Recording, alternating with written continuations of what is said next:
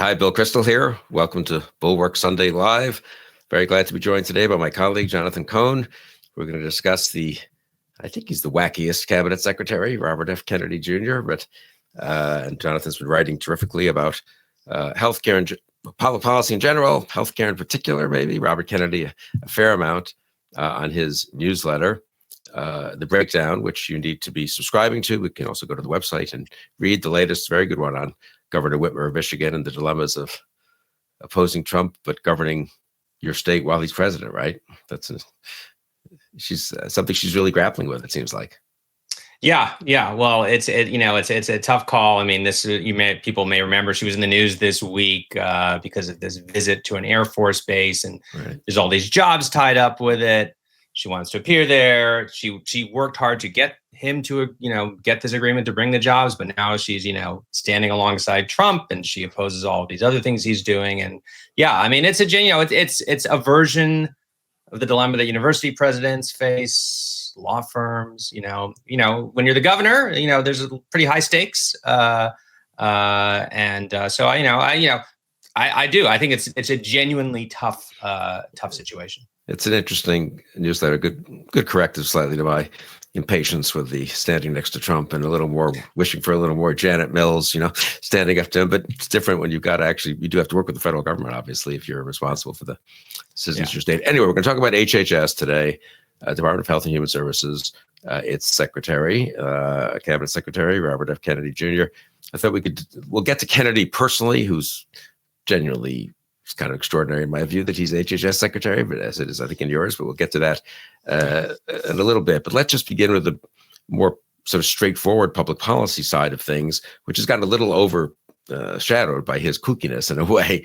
They released their budget, the Trump administration. Was that just the end of this week, right? Friday? Yeah, it was Friday. OMB's budget, which, that's the big document that really... And it wasn't even much commented on because Walsh is being fired and, everything else is going on. But it's pretty striking, pretty radical, I guess, just from a real public policy point of view in terms of what it does to health and human services in general and Medicaid in particular. Yeah. I mean, it's a remarkable budget document. A few people actually have kind of you sort of look at the graph of where spending would go in the budget, and just there's this big new investment in Homeland Security, and there is an increase in defense, and then there's this big taking away money from global aid, state, which I think a lot of that is global aid, right? USAID, PEPFAR, and then big chunk taking out of HHS. And so that's the president's budget. As you said, it didn't get a lot of attention. I think in part because people feel like that's, the president's budget is his wish list. Right. Certainly in a first year presidency, you would think it would have a lot of influence, but people are treating it like maybe it's so extreme that maybe Congress, because members of Congress have to vote on this and they have to answer for those votes and mine, I don't know. But as this is all going on, you referenced Medicaid. Congress is back, and the Republicans are trying to write with the big, beautiful bill, right? That's what we're calling it, with the tax cuts that are then going to be paid for by spending cuts, or partly paid for by spending cuts at least. And the big chunk of those, it looks like, are going to come out of Medicaid. So that work is now beginning, and it's an interesting. It's a big deal, on the spending side, hundreds of billions of dollars over a 10-year period at stake here. That's right. That's real money, even in Washington. But also in health insurance for literally millions of people at stake, depending on, what they do. And in general, the more money they want to take out of Medicaid, the more people who are going to lose health insurance. So that is where we are going with this. So that's the reconciliation fight, I guess. And they've already passed a budget, which implies, I guess, or to pay for the tax cuts, pretty massive cuts in Medicaid. And just say a word about what people know Medicaid. Some people maybe on it, for various reasons, but say a word about, what this isn't money sloshing around for some extra nice things at some community health centers mostly, right? This is pretty fundamental healthcare for lots of people. Yeah. I mean, look, Medicaid is a huge program nowadays. More than 70 million Americans get coverage through Medicaid. It actually pays for more than 40% of live births in America. Wow. Huge reach. It is it also underwrites a huge part of our healthcare system, especially in rural areas, rural hospitals, which typically struggle financially. It's become a real lifeline for them, the money they get from Medicaid. It has gotten very expensive. It's grown. It started in 1965. It was part of the Great Society, LBJ. It was the same legislation that created Medicare, created Medicaid. It was a much narrower program then. It's a much bigger program now. And that's part of what the debate is, at a sort of abstract level. It has grown so much because its champions have turned it into sort of a pillar of what they hope will someday be a universal coverage system. And that was the big change that happened with the Affordable Care Act. The critics, Republicans, they didn't like it then. They don't like it now. It is expensive. It is an intrusion. It's public. It's a government program, right? It's a big government program interfering in healthcare. So they want to,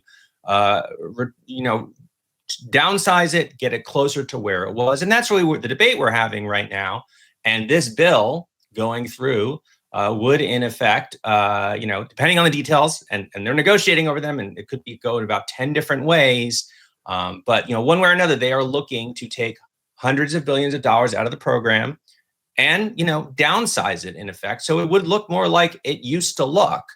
The flip side is that because several million people will lose insurance, and these are people who were added to the program very deliberately because the thought was, okay, we want to get to universal coverage. Let's build on Medicaid as one of the ways to do that. So that's, in an abstract, that's the debate. It's the debate, left and right have been having for decades.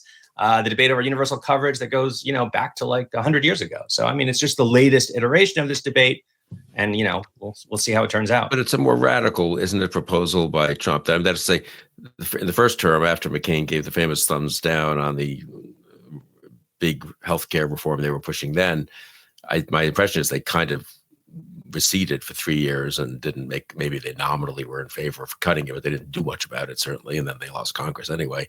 Obviously, Biden did nothing in that direction. Bush expanded, actually, elements of Medicare with prescription drugs and so forth. So I do feel like with a Republican president and a Republican Congress and the incredible pressure on them to pay for the tax cuts, this is more of a real debate, in a way, on the actual, on a pretty important part of Obamacare, which was the expansion of Medicaid and the federal government picking up, 90% of it. And a lot of conservative states, if I'm not mistaken, went along with this. And so they have this embedded in their budgets. And if the federal share gets cut back, more goes to the states who do or don't pick it up. So it's a pretty real, it's abstract, as you were saying, in the sense that it's a familiar debate, but it's pretty real right now, right? Of all the things they're going to change in the federal government, strikes me as one of the biggest ticket items that could actually get changed. Oh, yeah, super real. This would be if, again, depending on the details of what they decide to do, but very conceivably, this could be the single biggest retrenchment of a government healthcare program we've seen in American history. And would affect millions of people. It would affect hospitals. It would affect the whole healthcare system. And you alluded to the politics. What makes this politically interesting, tricky for the Republicans, is that they have very thin margins. A lot of their states have expanded Medicaid now, and they've done it because, in some cases they've done it because Republican governors or lawmakers in the legislature said, hey, we're not the biggest fans of Medicaid, but on the other hand, we do, these people are here in our state, they're showing up at our hospitals. This is a way to get federal money into the hospitals to pay for it, especially again in rural areas. That's true in rural states. It's true in rural districts of blue states who account for the House majority, right? We're talking rural parts of New York, Pennsylvania, Michigan, where I live. So that is tricky, and different states are in different positions. So some states actually, again, this was part of what we the Medicaid expansion, which you alluded to. The way it works, Medicaid's a joint federal state program. So as you said, the federal government puts up most of the money. If that money goes away, some states, the law they passed to expand Medicaid, there's a trigger in it. So if the federal money gets reduced, right off the bat, automatically the expansion goes away unless they act to replace it. And the assumption is in most of those states, it's a huge budget item for a state to pick up. So they probably won't. And then what's really interesting is you have 3 states, one of which is Missouri, where the Medicaid was expanded because the voters approved it and put it in their constitution. And there's no provision for taking it back out. So if the federal money goes out in Missouri and 2 other states, the state's going to have to find that money. And they don't have a choice unless they can somehow repeal a constitutional amendment, which, as you know, is hard. So that's why, interestingly, surprisingly, among, you look at, Capitol Hill, what Republicans are really vocal against this. It's Josh Hawley has been, early, loud, very clear, like he does not want that money to go away. So that's where we are on that. No, that's so interesting. And I do think, I myself have focused much more on the rule of law issues and some of the foreign policy issues. But I think we're about to move to, just on the calendar, to a couple of months where the reconciliation bill will be a very, very big story, don't you think? Up till, I guess they want to get it through the House by July 4th. And so that gives us, 2 months basically. And maybe we'll go into the summer, obviously, further. And then, and the reconciliation bill, when you really get down to it, in the big items, is the tax cuts on the one hand and the Medicaid cuts on the other. Is that basically right? That is all correct. 2 other things to keep in mind. At least, the assumption is the hard deadline here is the debt ceiling, because they're going to have to vote to raise the debt ceiling. And that's, as you know, as our listeners, many of them know, that's a really tough vote for a lot of Republicans. And the thought is wrapping it into this bill that also has the tax cuts, other Republican priorities, is the way to kind of, get that through. The other thing is, what is an interesting, slightly unexpected, and I think something to watch. I mentioned that Josh Hawley was skeptical. Trump has been in the Trump White House, or at least part of the Trump White House. Again, it's you know better than I do. There's camps there, and different camps. But early, Steve Bannon a couple months ago was on his show. He's like, "Don't cut Medicaid, or be real careful." And then we've had this 3 separate leaks of internal polls saying that Republican voters don't want to cut Medicaid. And the reporting and the bits I've heard suggest that the Trump or people around Trump are very aware this is politically dangerous for them. They are not excited about it, which is different from 2017 when it was all about, we want to repeal Obamacare, whatever you want to do. And Paul Ryan always wanted to sort of, transform Medicaid. So he went on. Trump does not seem that enthusiastic about this, which I do think is important, because at the end of the day, if you really, really pushes for it, and just given recent history, right, we have to assume House Republicans probably go along, or there's a good chance they do. But it's not clear to me he's going to push the Medicaid cuts per se. At the very least, I think he's watching to see how unpopular this would be. Which is, if you're somebody who wants, to keep the Medicaid expansion in place, a reason to make some noise, because I do think that's going to register. And the response, when I've said that I don't think he's going to go through with it, actually is, well, you don't understand, Bill, the way reconciliation works. They have to, because they have to pay for it. But they don't have to do anything. The parliamentarian will say that because of the reconciliation rules, you have to balance spending and taxes, and they have to pay for it. But the parliamentarian can be overruled with 51 votes. So I'm actually more inclined, given that they don't have a huge respect for procedures and norms and the rule of law, previous law. I wonder. That'll be a very interesting thing to watch. But there will be revolt if he does that also from the right, because this is a key part of, as you said, of a more traditional but conservative Republican critique of sort of the expansion of big government under the Affordable Care Act. Yeah, very interesting thing to watch going forward. Something, as I say, that some of us have not been as focused on, but it will come front and center here and be a congressional story, as well, be an intra-administration story, as you say. I think that's a very good point to make, and a congressional story. I guess it's not been a Kennedy thing, particularly. It's an OMB thing, really, not a Kennedy HHS thing, right? In terms of, this is a budget thing, not a healthcare debate in a funny way. Yes. Of course, it's a healthcare debate, but the driving of it, I'm thinking of Kennedy now as Secretary of HHS. He's not. It would be the same if someone we'd never heard of was Secretary of HHS. Yeah. I know we'll talk about Kennedy in a bit. I just don't think this is on his radar screen at all. This is not of interest to him, which, is an interesting thing to say about someone who's, you look at the money that goes through HHS, the vast majority of it is going through Medicare and Medicaid. And I don't think he's particularly interested in either, but that does, I think, also speak to the extent to which the White House and OMB will be driving the administration views on this. Yeah, that'll be interesting. Well, let's get to the second, what has been a bigger story in the healthcare HHS side of things, which is the cuts, quite dramatic, in NIH, in CDC, the Center for Diseases Control. I was getting to speak anymore. Center for Disease Control, whatever it's called, and well-known parts of the research establishment that exist. And the cuts there have been more immediate or attempted to be immediate. The courts have held up a fair amount of them. Why? That's not something Trump, to my knowledge, focused on in the first term.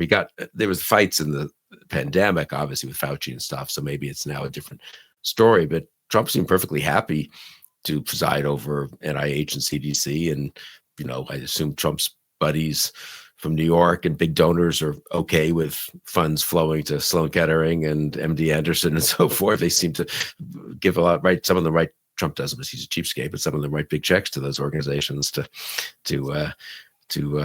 pay for the new buildings and so forth. And suddenly he's cutting that. He's cutting $7 billion, he thinks, from Harvard, which goes to from $7 of the $9 billion from Harvard is medical, I believe. And so how real is that? How big is that? What do you make of that?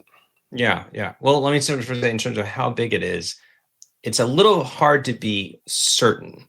And just sort of a side commentary. I've been writing about government for a long time. You've been in and writing about government for a long time. Government typically, when they make changes, right, they sort of announce that here's what we're going to do, and then they do it, and it gets studied in Congress and whatever. I've never seen anything like this. There have been waves of firing, waves of cancellations of grants, waves of programs suspended, but frequently with no announcement, no public announcement. You find out about it because news organizations suss it out. And then even then, it's hard to get details. A couple of weeks ago, I was trying to find out what had happened to a particular office at HHS, which runs the early childhood programs like Head Start. And I asked, what do you do when you're a reporter? I went to OMB, I went to HHS. Can you tell me how many, what divisions were cut? How many, people? No answer. Eventually, the only information, it turns out that a bunch of former employees together kind of group sourced with their contacts a spreadsheet that they were sending around that had what they thought was a pretty accurate read. And it does look like it was an accurate read. But so that's the kind of information we're operating here. It's really quite difficult to be certain about any of this, just to be clear before we describe it. But they are very significant. We have seen, Kennedy has said, and it does seem like they're on their way to reducing the staff at the staff at the Department of Health and Human Services overall by 25%, with heavy cuts to the staff of the National Institutes of Health, the Centers for Disease Control, and again, many smaller offices as well, like the childcare office I was just describing. In addition, there's been a dramatic reduction in the grants going out the door. NIH considered, I think, around the world as the crown jewel of America's biomedical research establishment, responsible for literally endless, countless lists, numbers of medical breakthroughs, life-saving breakthroughs. They've dramatically cut down the money going out, both through direct cancellations of grants, but also, layoffs of people who manage the grants, restrictions on the activities of people who manage the grants, just kind of really throwing sand in the gears. Cutting back the overhead that was a very early, announcement, right, kind of across the board, huge restriction and cutback, which would require people to really cut back their own efforts, obviously, if they're using it to pay for the building and keep the electricity on and pay for the staff and so forth. Right? Yeah. And look, I always say this, nobody who has seen NIH, nobody who has seen government up close would deny that you can't make it more efficient. And there's been a lot of efforts over the years that have been, frustratingly slow. And, there was, you can imagine a version where an administration, Democratic or Republican, comes in and says, we really want to reorganize NIH and consolidate it. They have all these different centers and institutes. And, I know Democrats and liberals who have called for that in the last 5 to 10 years. I know Republicans who have called for that. So there was a version of that you could see playing out and leading to a more efficient operation and better funding choices, et cetera. You can see a version of that where, you would expect, they won the election. When you win the election, you get to sort of change the direction and priorities to some extent of the way government works. And you could, I can imagine whether or not I like it, other people like it, them coming and saying, look, we don't want to be, we think we're now doing too much on disparities or diversity or whatever it is that they want to reduce the studies for. I mean, that you do have, that's when you win the election, that's part of what you get to do within, certain parameters. What they've done though is just, there were several waves. So there was the kind of Doge wave, which just, it's still impossible to know exactly what on, but I mean, I think it's entirely possible. We were in a situation where you had 20 something, former Tesla employees or tech, gurus coming in and saying, why do we have, 3 different procurement offices? Let's just close 2 of them, which, might make sense, but it may be because one of them actually specializes in actual lab equipment and one does like contracting with, research scientists, and actually they don't do the same thing. And now, you can't get supplies, which is a real thing that's happened, by the way. NIH does some of its own research, and there were stories about, internal emails like, hey, do you have a couple of these, reagents? Can we swap some test tubes? I mean, it sounded like saying, if you remember you probably remember the show MASH, the TV show. They were always like bargaining for supplies, you do have bandages. I mean, it felt like that. The National Institutes of Health, I mean, it's crazy. So you had that. Then you had overlapping that, a wave of cuts that were about, getting rid of DEI. And if you look, I just saw it was either Nature or Science. I forget who. Boy, by the way, Science, Nature, Stat News, KFL Health News have been doing just heroic work trying to keep track of all of this. The single biggest category of grants that got cut out were related to HIV. The second biggest were related to trans care. The third was related to COVID. And the fourth was related to climate. So, there was that wave and again, whatever you think of the merits of more or less, number one, it was a complete, it wasn't like we should do less of this. It's like, we're getting rid of anything, that's got the word HIV in it. I mean, there's a whole mini story about the end, like the amount of HIV related programs and projects that the federal government has run for years are just getting wiped out across the federal government. But there was also, again, this speaks to the sort of clumsiness of it. There were grants that got cut of biodiversity, not because they were DEI, but because someone did a word search and picked up the word diversity, and you ended up cutting biodiversity. So you had that level of cuts. Then you had the cuts that were targeting particular universities and the war on universities, so like Columbia, Harvard, et cetera. So it's just this sort of wide swath of destruction. Again, whatever you think of the agenda, whether you think, we should be doing more to maybe you think it's too big, it should be directed differently, there's places to make it more efficient, whatever you think, it was clearly done in the clumsiest, most hasty, way possible by people who really, I think it's pretty clear, didn't know what they're doing. The reporting backs that up. And I think the attitude was, this is our chance. We can just, do all of this. And, if we need to build things back up, well, okay, fine. And they sort of said that, but I know, when you have medical studies that have been going on for 20 years, you interrupt them. You can't just start them up again. Institutional knowledge, you fire people, they're going to get other jobs. They're not going to come back to the government. You lose that. And, there was a sensible way to do all of that. And I don't feel like there's zero reason to feel like that's what they're actually doing right now. I've been struck talking to people who are very experienced in scientific biomedical research, not hysterical, have their own criticisms of NIH over the years, or CDC, for all kinds of bureaucratic and other reasons, who really think, can't just the most basic stuff, nothing biodiversity, cancer research, Alzheimer's research, things that presumably are very important for biomedical research, are going to be set back considerably. I'm sort of struck at how alarmed they are. You talk to probably more people in this area than I. You agree with that, or is this kind of a blip and it goes down 5%? We get back on trend, so to speak. I don't know. What do you think? Oh, I'm hearing.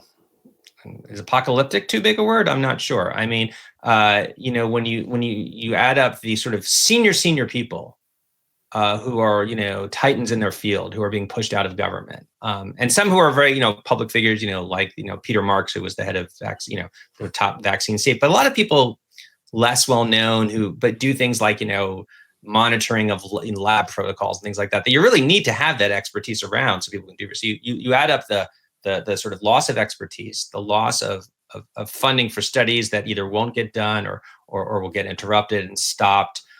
All the money that's not going to bring in the next generation of scientists, which is so important. And that's, not just at HHS, but National Science Foundation, which is something else I wrote about, has this very famous early graduate student fellowship program, like something I don't remember the exact number of it. I want to say it was since it, was after World War II was established, and I think 40 Nobel laureates have gone through that program. I mean, it's, founder of Google, mother of artificial intelligence. I mean, just incredible alumni network. We're cutting that. And, that is when you think about innovation, future developments. I mean, that's 10 years from now. That's 20 years from now. Those are the discoveries we won't have, the innovations, the scientists that won't be there, or to some extent, which is so ironic, it will be the innovations that were, discovered and developed in China, or Canada or France, because those countries are now, they're like trying to bring those scientists over there. And I don't think they'll do as good a job, because we actually had a pretty good system here, all warts and all. But, for a agenda and a program that supposedly is about making America great and the leader of the world, I feel like we are giving away one of our greatest strengths as a country. And it's mind-boggling. Yeah, it is. And it very much dovetails with the hostility to immigrants and making it not a welcoming place, not just for people trying to come across the border or undocumented people from Central America, but also for people, postdocs who are coming from, as we've seen, and I'm struck how many I've heard personally, sort of friends of friends kind of thing. I'm not sure I want to be there, and who knows what it'll be like for the next 3 or 4 years. I'll just take a job, as you say, in France. I'm from France, or I'm from Estonia. I heard one story, very promising, the great dream if you're in a very good undergraduate in Estonia and in some medical, pre-med medical or a medical student there. Many of them, the dream is to come here and maybe stay here, but certainly contribute here for a while, maybe go back. And that is just a pure loss, it seems to be, of all these breakthroughs we've had. I don't know what percentage of them, I'm not sure anyone can do this math too accurately because it's kind of complicated, but come from people who were not born in the United States, who immigrated to the United States, partly because they were attracted by the idea of doing medical and scientific research, practicing medicine here. But that's not a small percentage. I'm going to just, that I'm pretty confident of, right? So they, to the degree they don't come here, as you say, hopefully the breakthroughs happen elsewhere, because just for the sake of humanity, but it's kind of mind-boggling, actually. I do think to make America great, again, people think all great breakthroughs in America have come from people who were born here and maybe have been here for a couple of generations, which is not true. If you go back to the Manhattan, who exactly developed the nuclear bomb here? I mean, kind of important World War, to end World War II, and for the Cold War, it wasn't, anyway, not worth. So there's that part of it. And now we've left a little less time than I hope, but it's enough time to really capture, I think, and we can go a little long, Robert Kennedy Jr., Secretary of HHS, a vaccine skeptic, to say the least. I mean, when it was confirmed, I think people thought, I even thought a little, he'll pull back. He's not going to go ahead on these various wacky mini crusades and anti-science and kind of crackpot theories that he's indulged in for 20, 30, 40 years. Well, has he? I mean, what's the story of Kennedy as Secretary of HHS? Yeah, I think for people who were worried that he would use the position as secretary to undermine America's, the sort of, to undermine vaccines in the broad sense, by which I mean, undermine public faith in them, slow down or, stop the process of sort of, approving and distributing them, discouraging their development. I don't want to say it's the worst case scenario. I don't think it's that far from the worst case scenario. To me, I mean, the easiest way to sort of point it out is how he has been, his public actions in the face of this measles outbreak, which is, well on its way to becoming the worst measles outbreak in decades. You've already had 2 children die. And I always say this, but children should not die of measles. we have a vaccine that will prevent people from getting the measles. It will save lives. Measles used to kill a lot of people. It does not anymore. It certainly doesn't kill a lot of children because they get the vaccine. There is vaccine skepticism out there. RFK, before he got into government, played no small part, I think, in spreading that skepticism. Then he gets to Congress. Trump appoints him. He has those confirmation hearings. He makes his statements. I won't. I won't, undermine vaccines. I'll go with the science. There was that very famous, set of hearings with Senator Cassidy from Louisiana, who's a physician who, very much believes in vaccines. And, he famously voted for Kennedy saying, well, I've gotten assurances and, Kennedy won't, undermine vaccines. And here we are in this measles outbreak. He's really never kind of, you would expect, this is, the biggest measles outbreak, in decades. We've had, again, the first children's death in quite some time. You would expect an HHS secretary to aggressively be out there saying, this is what we want to do. We want people to get vaccinated. He's done nothing of the sort. On a handful of occasions, he's made statements that say vaccination is good and we it's the best way to prevent measles. But if you look closely, most of them were written. So who knows if he wrote it or somebody wrote it for him and said, you have to put this out. And he's made a handful of statements, more than a handful the other way, right? We don't know what's in these vaccines. We're not sure what their effects are and so forth. Right? Yeah. I mean, the ratio, I think I haven't done the math, but I feel like it's a 2 or a 3 to 1 ratio of public statements that are skeptical of vaccines one way or another, outweighing the ones that are, pro-vaccine. And of course, he's also, what is he actually doing? Well, he's commissioned this study to get to the roots of what is causing autism, which, and he has said, we're going to get to the roots of, vaccine safety, as if there were questions about whether vaccines cause autism, as if there were, questions about whether it's, vaccines are safe. And there aren't. I mean, this has been studied extensively. The latest thing just this past week, I think it was this week. I don't know. Do you find it hard to keep track of what happens when totally. Yeah. Dog years kind of under Trump, right? Stuff. Yeah.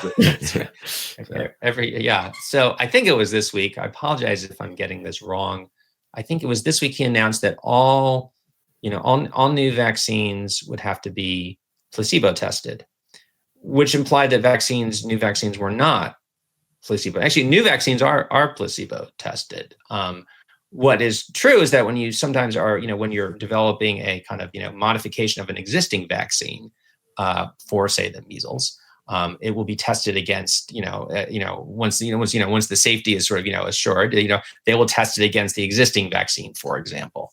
Or, the flu vaccine doesn't get placebo tested, but, it's updated every year, right? Yeah. I mean, it just isn't time. By the time you're done placebo testing, we'd have a new flu strain. So, but that is just an example, and I want to be careful. I'm trying to be careful of not saying too much on the science side because I'm not a scientist, and I don't want to get over my skis.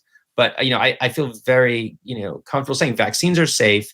And every time he gets up there and he says, introduces questions, he's validating a skepticism that exists for a whole bunch of reasons. Although again, I think he did more than a little to spread that in past years.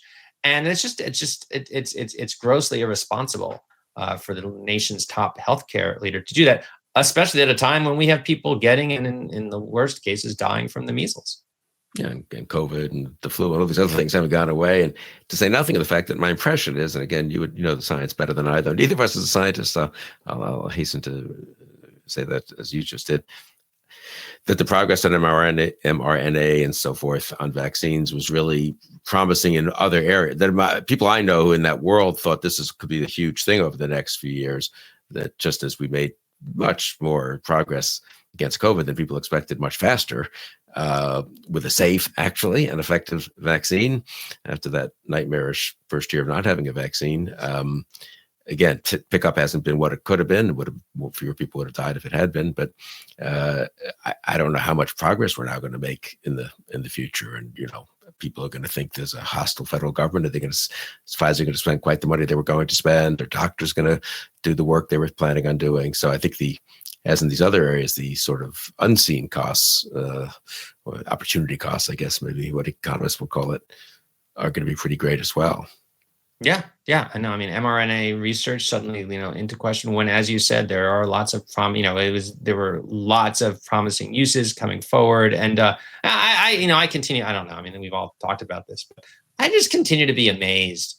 I mean, if I, when I look back at the first Trump administration, things they got right, or they could legitimately claim credit for, warp speed. I mean, that was amazing. I mean, what an accomplishment, and the fact that they basically now disown it.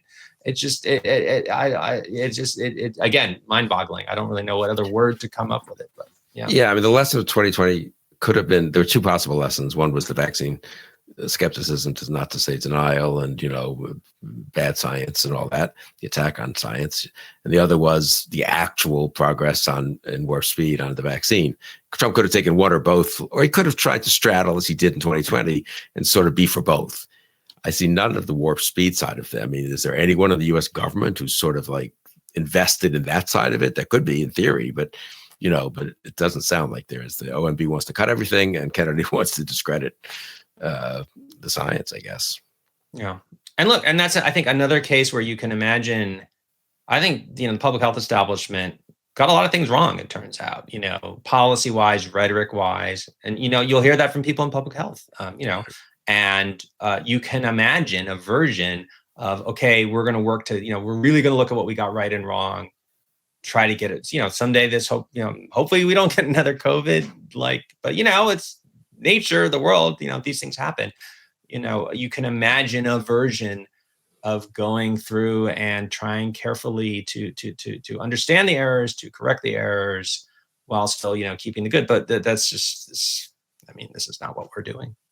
Yeah, I do feel, if I close with this, but I'm curious on your thoughts. I sort of feel like this set of issues, both on the kind of macro, if you want, side of the kind of just cuts in healthcare, for government provided healthcare at least, combined with the cuts in research, people sometimes, I kind of feel that will be visible to people. Different people will see different things. I mean, Medicaid will affect, though it's not only for poor people, will affect more, as you say, rural areas and people who will lose health insurance. Presumably the, people who know about the failure to make progress in scientific research is a little more of a well-educated strata of people who are, physicians or relatives of physicians or move in that world, the university world and so forth, the research institute world. But I feel like in both cases, actually, there'll be real world. I mean, I feel this, maybe I'm wrong, 6 months, 12 months from now, I feel like this issue is going to be, the set of issues will be as big or bigger than they are now, not the opposite. Do you agree, or do you think they sort of, it's too complicated and we adjust to a new normal? No, I agree with you. Two things that come to mind. Number one, you were mentioning Medicaid, how many people, there's a statistic, I think it's from KFF, when they're polling or their studies, which is a research group based in California, they're national, everybody trusts them. Something like, I want to say about 2/3 of Americans personally know someone who has benefited from Medicaid. A big part of that is the single biggest financier of nursing home care in America. Yeah, say a word about that. It's just people do not appreciate that. And yeah. So, nursing homes are, if any of you have, certainly in my life, you have elderly relatives or people with disabilities who need long-term full-time care. It's extremely expensive. It's expensive if you're going to go into an institution. It's going to be expensive if you're going to have someone come to your house. Medicaid is the single biggest source of that spending for people. You have to qualify for income. So typically, what often happens, and this is all other, so people will spend down their assets or whatever, but at some point you qualify. And that's how most people, nursing home, the entire nursing home industry of America, both the industry itself and the people who go there depend on Medicaid. You take Medicaid cuts, even if they're not directly, even if the cuts only affect the able-bodied, which is one of the, they don't affect the, you'll hear, Speaker Johnson say, well, we're going to protect the vulnerable. The problem is that's not how Medicaid works. Once the states have less money to work with, they're going to find ways to cut. They could, nursing home care can get cut. Another area can get cut. Medicaid has programs that pay for home care, which is what most people would prefer. Most people, if they can age in place, if they can stay at home, that's what they would want. Medicaid pays for that. Not as well as, not as much as widely as a lot of us would like, but it does pay a lot of that. The thing is, that's what's called in the parlance is an optional benefit for states, meaning they don't have to cover it. They don't want to, and states have that kind of leeway. So if states start losing the federal match, you could see that being a place where they cut. So, people, who need help at home, with the daily, living at home, living in a nursing institution, that they will feel that. They'll feel that. Rural hospitals will feel the cuts to Medicaid. I do think all that will get cut. I think the research, will be seen too. I think that's an easy thing to visualize in the context of a campaign. I mean, you can imagine the ads, people who, waiting for a breakthrough and what's happening to it. And I do think politically, because I do think, what issue this is, better than I do, but I tend to think that when, issues become salient when they work to a party's clear advantage. And there are all kinds of issues where Republicans have a natural advantage, right? I think crime is probably one of them. Immigration, doesn't matter. You really, the people's default position is, I want to control crime. I'm going to trust the Republicans more than the Democrats, right? The default position on health is to trust the Democrats.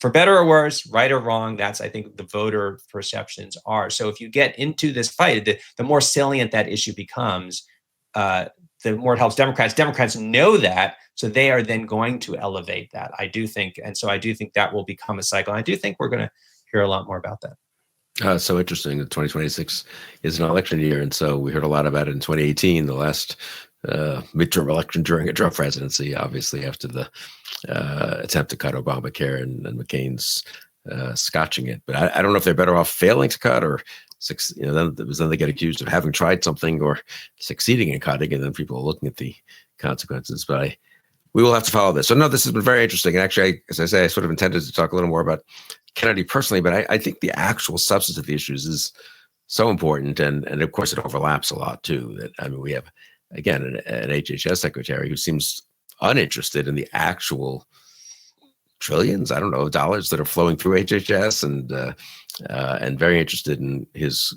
also, I think, somewhat in his irresponsible views about vaccines and just health itself as opposed to healthcare financing. But to have that 1-2 punch that's something we haven't really seen before, I guess, right?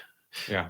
Well, I imagine we'll have more occasions. We will have more to talk about. People should need to read your newsletter and watch other discussions with you and others of our correspondents who cover aspects of this too at the Bulwark. So thank you, Jonathan, for taking the time on Sunday to join me. And thank you all for joining us on the Bulwark on Sunday.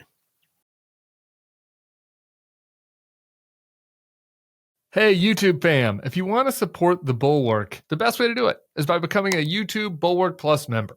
The Bulwark is truly independent. We have no corporate overlords. We're not settling any dumb lawsuits with Trump. By joining, you help support our work, and you can get a bunch of perks right here on this platform. Ad-free content, bonus videos, live streams, and some emojis of me, which I guess some people want. So come join, come hang out, become a Bulwark YouTube Plus member, and I'll be seeing you in the comments. So behave.